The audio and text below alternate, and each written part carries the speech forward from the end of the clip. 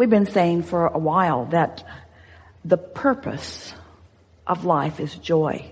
Yes. The basis of life is freedom. But the purpose is joy. The result is never-ending expansion. But people get that all mixed up. They think the purpose is expansion. So they think the purpose of life is expansion, therefore I should try and offer effort at all costs. When their goal or their purpose is expansion, then they disconnect from their awareness of their guidance system. Where if your purpose is joy, then you never disconnect from your awareness of where you stand, and then you experience the inevitable expansion. You see, you're so free you can choose bondage. So freedom is really an interesting thing. You're so free that you can think whatever thought you want. You can establish any vibrational point of attraction that you give your attention to. Freedom, it just is. You are free. No one is vibrating for you. No one is emitting signals for you. Oh, there is influence, but that's all about your giving your attention to something. It's about you tuning into it. In other words, it's like just because the radio station is broadcasting doesn't mean you have to hear it in your car. You got to turn something on and you got to tune to it. In other words, it's not asserting itself into your realization unless you do some tuning. So there are a lot of people that are doing a lot of tuning, not even knowing they're doing the tuning, and then complaining about what they've tuned into and wanting it to go away. And we say, that's really going about it the hard way, because now you've got to control the whole world and you can't. You don't even know what you want from the whole world. But when your purpose is joy, now you are at the place that you will tune yourself into the frequency that allows you all of this. We're glad that that was inspired to you. We're glad that you received that clarification, because it's a really good place to insert something so poignant and perfect into this conversation.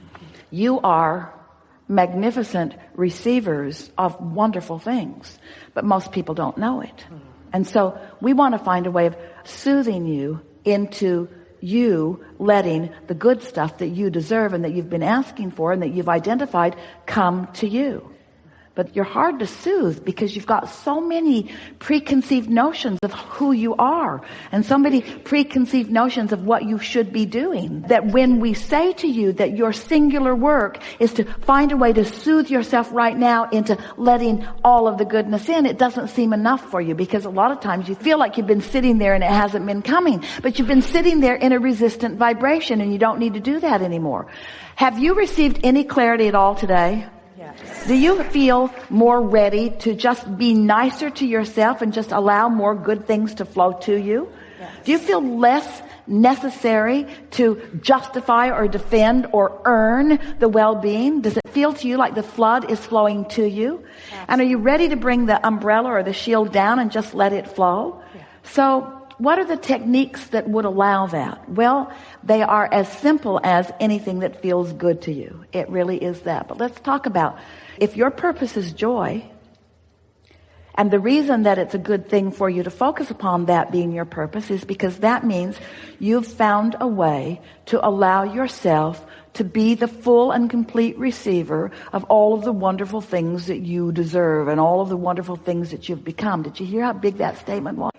The things that you've been asking for, that you've put into your vortex, begin flowing in a steady stream into your experience. And so you call that manifestation. We call that the natural rhythm. So is that clear? Yes. You create the atmosphere of joy one way or another. You just figure it out. Just figure it out. Don't ask us how to do it. Look at stuff and it feels joyful. Keep looking at it. And if it doesn't, look somewhere else. And just keep looking around till you find things that feel good. Think thoughts until you find some that feel good. And when you find some that feel good, remember them. Remember them. Esther found a new app. She was so excited to find it because she's spread out all over the place. And the app is, where is it? Where is it? So, well, there it is. So now where's my phone that has the app in it that says, where is it? Where is it? Where is it? Well, she wants to remember where she's put things, and we want you to remember the things that you've found here. So what's the purpose of life? Joy.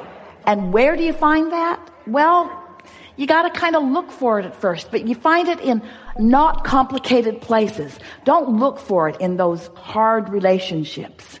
And don't look for it in the government. Don't look for it there. And don't look for it on CNN either. In other words, look for it in logical places. Look for it in nature. You'll always find it there. Outdoors, look for it in shore places. In other words, look for it where you think it might be. Look for it where you think it might be. And why are you looking for it where you think it might be? Because you want to find it. Don't look for it where you're not going to find it. Look for it where you're very sure that it's going to be. Where are you going? I'm looking for joy. Where is it? It's around. Well, how are you going to find it? I'm looking in all the easy to find places. I'm looking in the logical places. When you go into your kitchen and you need a frying pan, do you look in the refrigerator for it? Do you look in the wastebasket? Don't you look in the logical place for it? Don't you kind of pretty much know where things logically are? We know you live with some unreasonable people, and sometimes things aren't where they logically should be. We know that every analogy is a little off in some ways. So what's the purpose of life?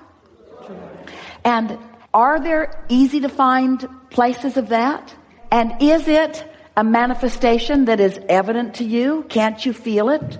And what happens when you focus upon something for just a little while? Easier.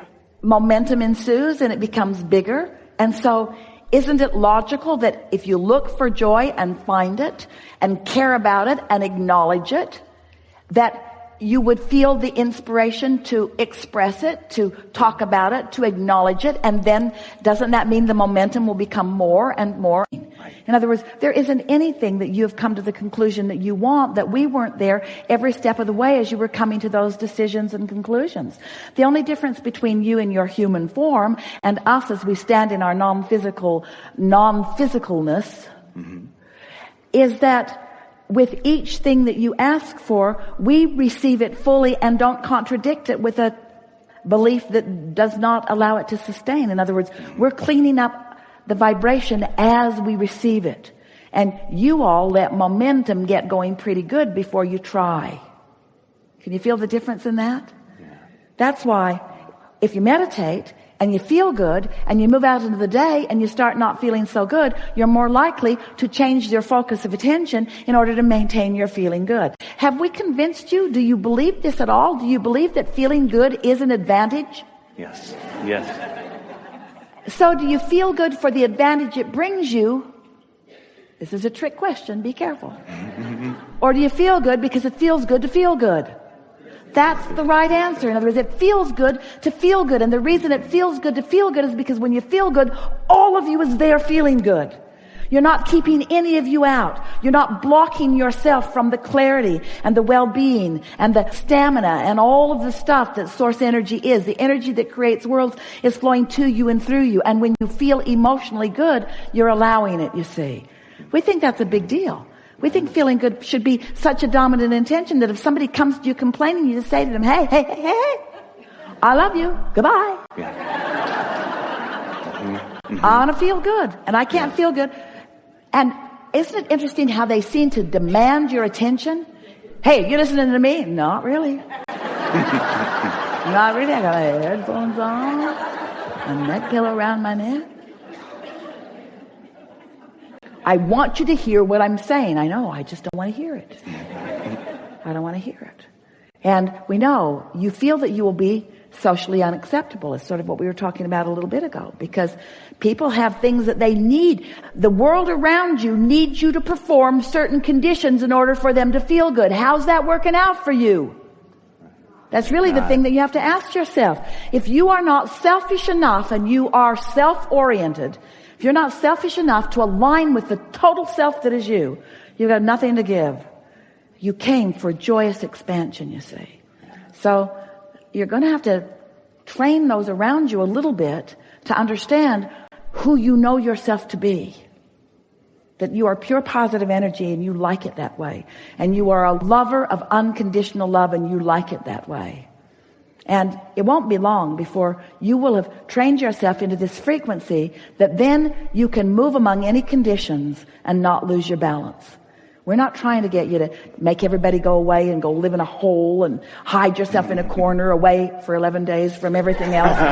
We're not trying to get you to do that. What we really want you to do is to find your balance and then get out there with a vibration that is so well practiced that it doesn't matter what comes your way, your alignment with source energy is dominant.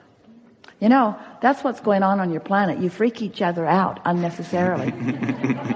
But your planet is spinning in its orbit in perfect proximity to other planets and will continue to be so longer than you can do the math.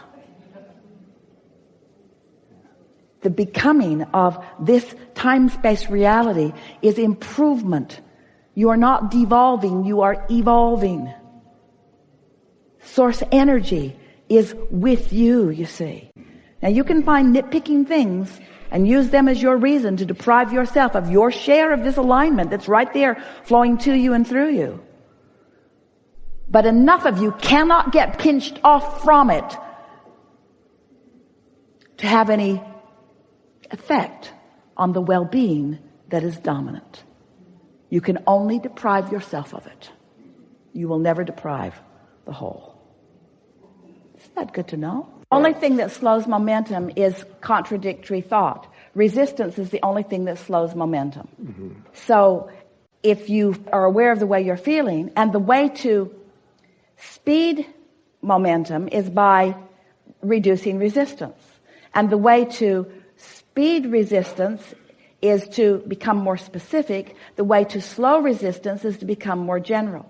Mm-hmm. So you be general when you feel resistance. You become specific when you feel no resistance. You become general when you feel resistance. You become specific when you feel no resistance. Until soon you can feel yourself just moving this along. You get to decide how fast you go. Esther loves that. She loves having a vehicle that will go as fast as she dares go. In control. That was the physical exhilarating feeling about that Audi R8. And the words that she said when somebody said, how is it? She said, I can put it anywhere I mean to put it, anytime I mean to put it there. If there's a little hole there, I can get in it. Mm-hmm. Right. I can get in it because it has the agility and it has the speed. It has everything it needs for me to put it where I mean to put it. The other day she was driving it, there was traffic and she wanted to be way over there and she thought, maybe not. Because it would have needed to fly across the... She thought, my first limitation. But you get what we're talking about. Yes. It's the awareness of where you are and the realization of where your power is. Let's say it to you this way. The energy that creates worlds is the power. And it's all queued up, and it's at a very high frequency and speed, and it can accomplish anything. Right. So what you're talking about as a utilizer of this current or energy is effectively using it to the degree of your ability to receive it and direct it. Yes. Yes. So it's not about the power itself. It's infinite. It's about your ability to focus it within the confines of your understood limitations. Ooh. And your limitations can become more understood by you if you are emotionally savvy, if you are emotionally aware. Right. So it really boils down to something as simple as, if it feels good, give it more attention. If it feels not good, give it less attention. Absolutely. And the less good it feels, the less attention you want to give it. So actually what we're talking about in this unconditional love, we're wanting you to guide yourself into attention to conditions that are wobble-free. In other words, it's about offering attention to something that allows the fullness of you to flow. Right. We've offered an analogy for a long time. If you're going 100 miles an hour and you hit a tree, it's a big problem.